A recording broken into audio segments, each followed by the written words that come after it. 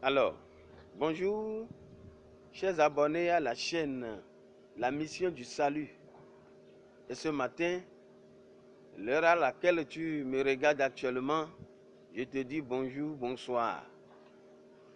Et si tu n'es pas encore abonné à notre chaîne, abonne-toi rapidement pour ne rater aucune de nos vidéos en allant dans le sens du salut des âmes.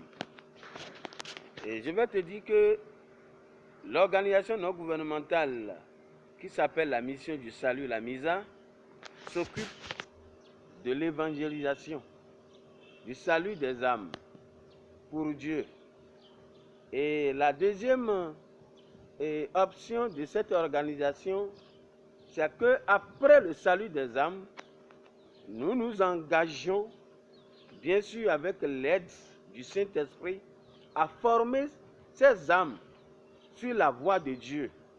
Et en plus, cette formation, nous ajoutons la formation pour l'entrepreneuriat, c'est-à-dire ce que l'être humain, après avoir reçu le Seigneur Jésus-Christ, ce qu'il va ajouter, ce qu'il va faire, et comment il doit travailler pour être vraiment, véritablement suffisant, bien sûr avec l'aide de Dieu et dans la maison de Dieu. Nous avons constaté qu'aujourd'hui, beaucoup de chrétiens nous sommes utilisés par le Saint-Esprit. Dieu nous aide beaucoup, mais nous avons une mauvaise compréhension des biens matériels. Parce que la Bible nous dit que tout est à Dieu. Et si véritablement tout est à Dieu, comment maintenant l'homme ou bien l'être qui a reçu ce Dieu pourra continuer par souffrir, tellement souffrir des choses matérielles et dont il a besoin pour au moins vivre cette terre.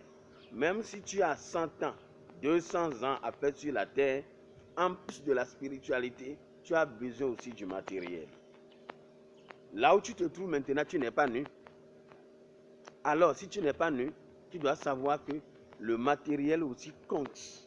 Seulement, le matériel ne doit pas être au-dessus du spirituel. Et tout ce qui est matériel a été d'abord spirituel. Est-ce que nous devons comprendre? Donc, si nous prospérons véritablement dans la spiritualité, il faut que aussi cela soit observable dans le matérialisme. Les deux vont de pair. Et c'est dans ce sens que nous travaillons dans la mission du salut. Et toi qui n'es pas encore abonné à notre chaîne, abonne-toi pour discuter ce qui ne va pas, comment nous allons faire. Ce que vous constatez aujourd'hui dans le monde des chrétiens et qui est en train de les freiner, vous pouvez dans vos commentaires les citer pour qu'ensemble on puisse les analyser, pour arranger un peu, bien sûr, avec l'aide de Dieu, et certaines choses dans la maison de Dieu. C'est ça qui est obligatoire. C'est ça qui est obligatoire. Il ne faut pas que nous ayons de mauvaises compréhensions de la vie chrétienne. Le chrétien, normalement, c'est celui-là qui doit donner d'abord à manger aux autres. Le chrétien, c'est lui qui fournit la spiritualité pour la guérison. Bien sûr, à travers la force de notre Seigneur Jésus-Christ. Le chrétien est le possesseur de la spiritualité véritable. Si cela est le cas, il ne faut pas que nous fuyions certaines choses au risque de tomber dans le piège de l'ennemi. Il y en a aujourd'hui, ils ne savent pas comment faire pour ne pas tomber dans le piège de l'ennemi. Donc, dans notre mission du salut, dans notre ONG, nous nous occupons de toutes ces choses-là.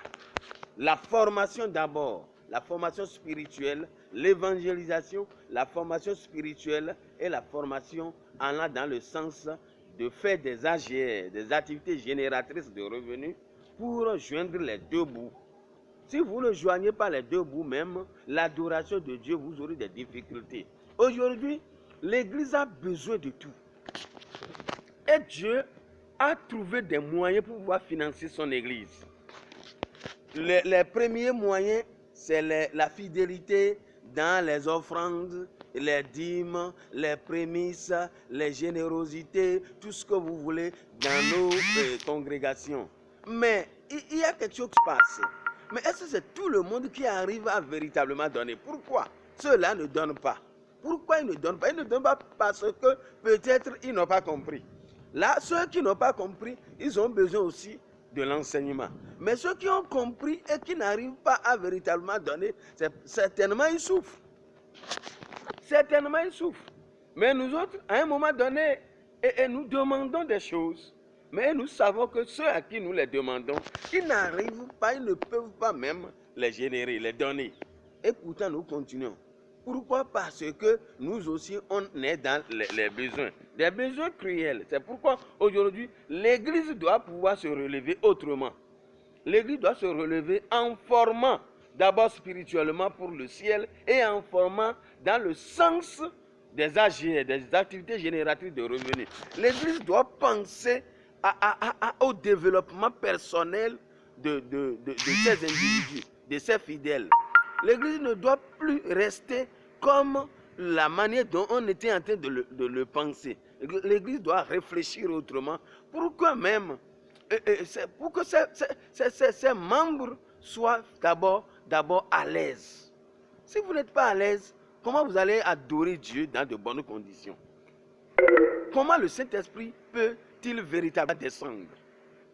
En tout cas, la spiritualité, le matériel, les deux vont de pair. Et d'abord, avant que le matériel ne soit, il a été déjà dans la spiritualité. Le matériel a été déjà dans la spiritualité. C'est pourquoi il continue aujourd'hui. Donc, la prospérité à l'Église a besoin d'une formation spirituelle, de l'évangélisation pour tirer les âmes. Et quand nous avons les âmes, nous allons les former sur la voie de Dieu pour que l'Église ne souffre plus. Mon frère qui m'écoute actuellement, je te remercie ce matin. Si tu as des commentaires, fais ces commentaires-là. Nous allons rester ensemble pour pouvoir développer l'Église. Nous allons rester ensemble pour pouvoir travailler pour Dieu, pour que l'œuvre de Dieu aille de l'avant. Merci beaucoup. Je suis prêt. Nous sommes prêts à former des gens dans ce sens pour la prospérité, pour que l'Église se développe véritablement. D'abord, le développement personnel et après maintenant le développement commun. Et quand il y a le développement personnel, chaque fidèle se développe personnellement, obligatoirement l'Église peut aller de l'avant. Je vous remercie ce matin. Votre frère Sylvain Licou. À tout à l'heure.